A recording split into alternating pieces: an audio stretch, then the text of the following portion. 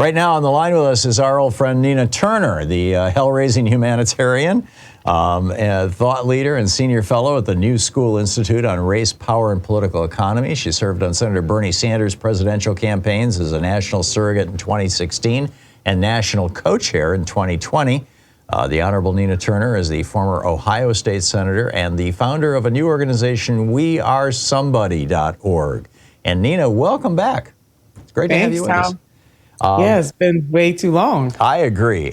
So tell us about, Senator, tell us about wearesomebody.org. Well, it is a capacity building organization for the working class. And Tom, we know the advent or the rise of the 21st century unionist movement is in full effect as various unions across various sectors, from teachers to nurses to UPS workers, which thank God they were able to get their contract that they wanted. The UAW's out on strike right now, the Starbucks workers, you name it. People are rising up to say that they deserve better benefits, better wages, and better work conditions. And so We Are Somebody seeks to be in this fight and to be able to amplify, organize, and help to fund for workers on the front lines, and not just those who are already in a labor union, but also those who are fighting to join or to create unions.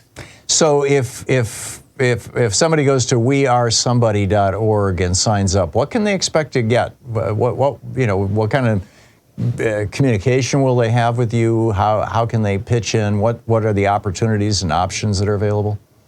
Yeah, they'll get regular email updates, absolutely. But when they donate, those donations go to help shore up workers on the front lines. We have a special portal on the website for the House of Labor. And I'm using that very broadly, Tom, because we know that the majority of the American people are not in labor unions, and we need non-labor workers and non-union workers, I should say, and union workers to see themselves as one in the same. Workers are catching the same type of hell in this country, and we need to come together collectively.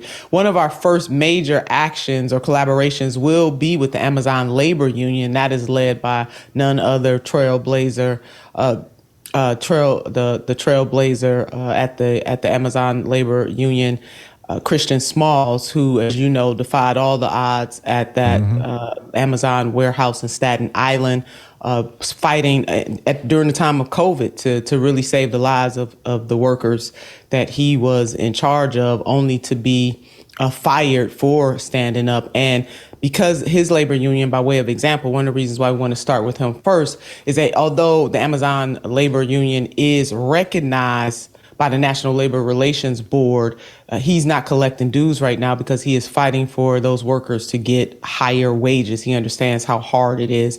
And so we're going to be helping them with tech support. We're going to be helping them with other administrative things that they need and to amplify their voices there. But we won't stop there. On the other end of the spectrum, we are also working with One Fair Wage, which you may be familiar with. This organization led by a wonderful champion. Her first name is Saru, and she's working and her team to eradicate the sub-minimum wage. I think when we go out to eat from time to time, we forget that many of the people who serve us that food, they are only making on average $2.13, and they depend on tips.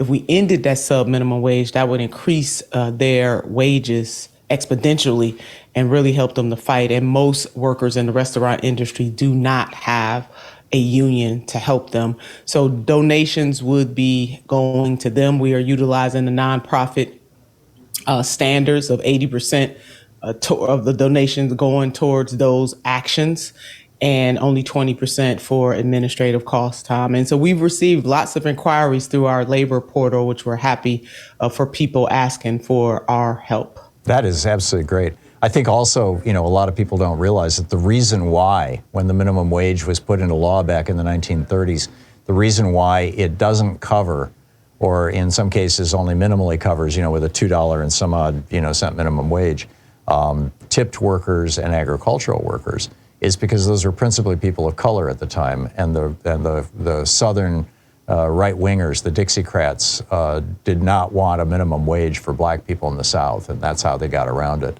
which is just an obscene history. I mean, just based on that history, we should just wipe out those categories and say the minimum wage applies to everybody. That's exactly right, Tom. And thanks for sharing that history. Most people don't know that. And it is through my work with One Fair Wage that I came to understand that. But as you were talking about the book, I was listening to the book, bringing up FDR. We know about the New Deal and the shenanigans that the Southern Democrats, AKA the Dixiecrats, pulled even when it came to the New Deal and Social Security and taking out and cutting out domestic workers, which are primarily Black women and also farmers. So same thing that they did with the sub minimum wage. It is absolutely a fascinating history, and we all should care about it. Yeah, it really is. We're talking with Senator Nina Turner, former Ohio State Senator, now the founder of, she describes herself as a hell-raising humanitarian on our website. We're now the founder of wearesomebody.org, a new organization. Strike for All is the Twitter handle, or at Nina Turner on Twitter as well, or X, or whatever you want to call it. Nina, I'm curious your thoughts on what's going on in your state, in Ohio. There's all this stuff around the abortion measure on the ballot. You've got a major gerrymandering fight going on. Your state, your governor is the guy who actually was a previous governor, is John Kasich, who took to the Supreme Court the right of Republican administrations to purge massive numbers of mostly people living in big cities in Ohio from the voting rolls, and won that case. So now, you've got states, millions of people are being purged from voting rolls, particularly in blue cities and red states as a result of that. What's going on in Ohio? What does that tell you about the future? I mean, Tom, there was a time, and I'm sure you recall, where my state used to be a solid swing state. It was state that politicians running nationally, they wanted to be in Ohio to catch the measure. Now it is solidly red, and just getting redder from the time that I was in the General Assembly to right now. And a lot of disgusting things are coming forth. The Republicans have beyond a supermajority right now. They don't need Democrats to do anything. They could totally conduct the people's business, and I use that term lightly, without Democrats even showing up. So you name right now, and they were knocked down in the primary on issue 1, and I believe that issue 1 during this general election, which is the abortion issue, that the voters of the state are going to knock them down on that too. It is really curious to me that the party that purports itself to be a party of freedom and a party of less government always wants government to be small enough to fit into a woman's womb or to tell a woman what to do. I believe that this state, just as we did in 2011, you remember that big fight over collective bargaining, again, pushed by the Republicans, but the people of the state knocked that down. And I believe that the people of the state is going to knock down the excessive abortion, or stripping away of abortion access here in the state of Ohio. Also, legalizing marijuana for recreational use will be on the ballot as well. And one of the things, this will definitely drive out more voters. And then depending on where people live, county by county, there'll be issues on the ballot for either health or human resources or levies for public colleges and universities. But I think we're going to push back, Tom. It is curious to me, and I would love to know what you think. On one hand, the voters of the state, and you talked about gerrymandering, that's another major reason why they being the Republicans have such a stronghold on this state and many other states.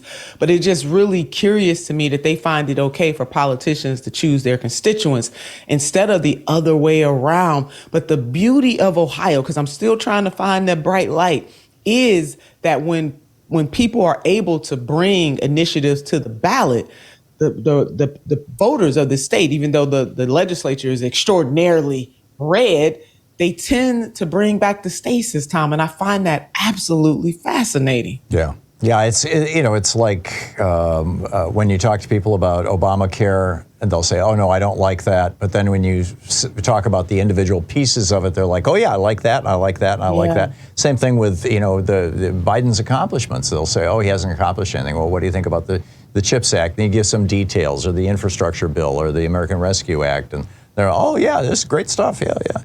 I think it's just, people just don't know, frankly. And there's an awful lot of tribalism of, well, it came out of a Democratic administration, it can't be good, or, that kind of thing. But sure. That's my sense of it. So, yeah. So Senator Nina Turner is launching this new organization. It's wearesomebody.org. Get over there, check it out, sign up. I think you'll find it absolutely fascinating. Nina, I wish you the very best with it. Keep us updated on how it's going, okay? Thank you. Will do, Tom. The best to you, your family, and the team.